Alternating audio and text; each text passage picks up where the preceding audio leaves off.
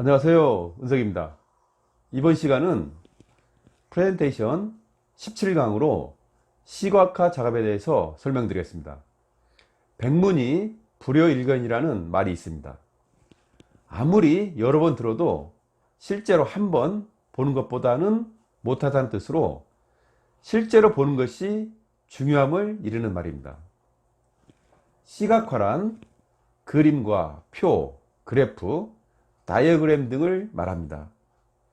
글자나 숫자가 가진 의미를 시각화하면 메시지 이해와 전달이 쉽고 오래 기억될 수 있게 합니다. 또한 상대에게 강한 인상과 전문성을 줄 수 있습니다. 다음은 프레젠테이션의 시각화 절차입니다. 시각화 작업은 메시지 시각화, 레이아웃, 서체 활용, 색의 활용, 그리고 그림 차트 활용의 5단계로 이루어집니다.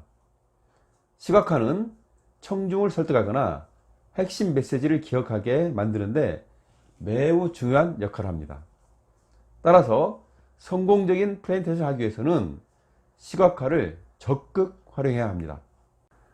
시각화와 설득력에 관한 효과를 조사한 결과 시각화를 사용하지 않는 경우에 설득 성공률은 33%이고 시각화를 사용하는 경우에 설득 성공률은 67%로서 2배 이상의 효과를 준다는 연구 결과도 있습니다. 그러면 먼저 메시지 시각화 원칙에 대해서 설명드리겠습니다. 다음은 시각화의 중요성에 대해서 설명드리겠습니다. 먼저 시각화는 청중의 이해력, 기억력, 집중력, 설득력을 높일 수 있습니다. 예를 들어 나이아가라 폭포를 설명한다고 합시다. 프레젠터가 나이아가라 폭포에 대해서 말로만 설명한다고 하면 많은 단어와 숫자를 동원해서 설명해야 할 것입니다. 모양이 어떻고 크기가 어떻고 물줄기가 어떻고 높이가 어떻고 등등 말이죠. 그러나 나이아가라 폭포의 모습을 동영상으로 촬영해 보여주면 별다른 설명이 없어도 청중들은 쉽게 이해하고 기억하게 됩니다. 두 번째는 프레젠터와 청중 간 커뮤니케이션 시간을 절약할 수 있습니다. 예를 들어 5대양 6대주와 주요 국가의 이치에 대해서 설명한다고 가정해 봅시다. 세계 지도를 놓고 설명한다면 청중들은 금방 이해할 것입니다. 그러나 세계 지도가 없이 말로 설명한다면 많은 말을 해야 하고 많은 시간을 낭비하며 청중을 설득하기도 어려울 것입니다. 또 하나는 복잡한 내용을 단순화시켜줌으로써 청중들에게 이해력을 높일 수 있습니다. 마지막으로 시각화 작업은 프레젠테이션의 목적 달성 확률을 높여줍니다. 다음은 의미 전달 효과에 대한 연구 보고서에 대해서 설명드리겠습니다. 캘리포니아대 심리학과 교수 알버트 메라비안 교수는 의미 전달 효과는 단어가 7%, 목소리가 38%, 시각 자료가 55%로 시각 자료가 가장 높은 효과를 보인다고 얘기했습니다. 다시 말해 커뮤니케이션에서 텍스트나 목소리보다는 시각화가 효과적이라는 얘기입니다. 시각화의 중요성을 알 수 있는 연구 보고서입니다. 다음은 감각기관별 정보 습득 의존도에 대해서 설명드리겠습니다.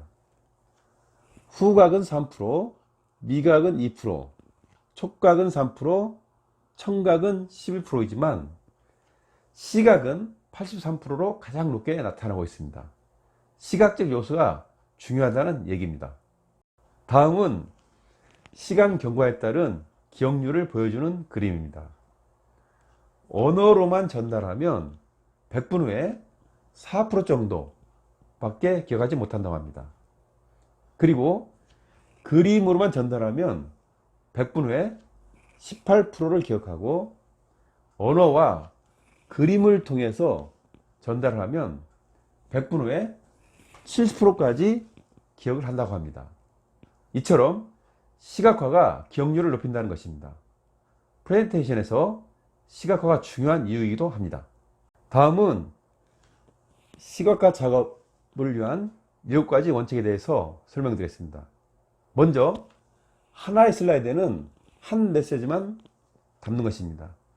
한 슬라이드에 여러 개의 메시지를 담는 것은 청중들이 이해하는데 어렵게 만듭니다.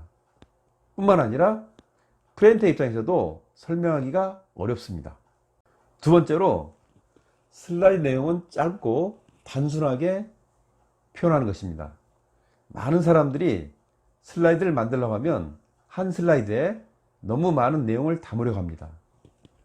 청중들이 잘 볼 수 없도록 많은 양을 채우는 경우가 있습니다. 이건 실패하는 시각화 작업이 됩니다. 슬라이드는 키워드와 키메시지 중심으로 단순하게 만들어야 합니다.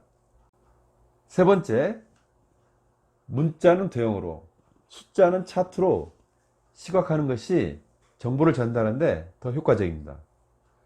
또 하나는 일관성 있는 슬라이드 디자인을 유지하는 것입니다. 또한 이미지와 텍스트를 함께 사용하는 것이 청중의 이해력을 높일 수 있습니다. 한편으로 핵심 메시지에 어울리는 시각화를 하는 것입니다.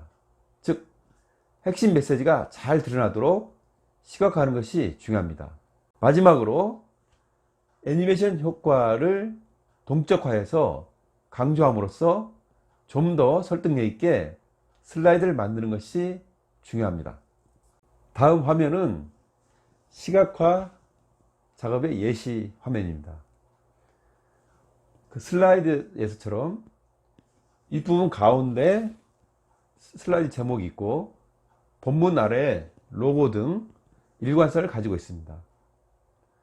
원 슬라이드, 원 메시지, 즉 하나의 슬라이드에는 한 메시지만 담는다는 원칙을 지키고 있습니다.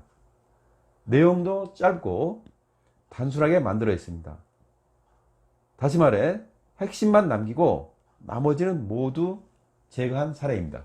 그리고 텍스트와 이미지를 적절하게 이용하였습니다. 각 역량별 비교를 하였고 그에 따른 비중을 그림과 숫자로 표기함으로써 청중들이 쉽게 이해할 수 있도록 하였습니다.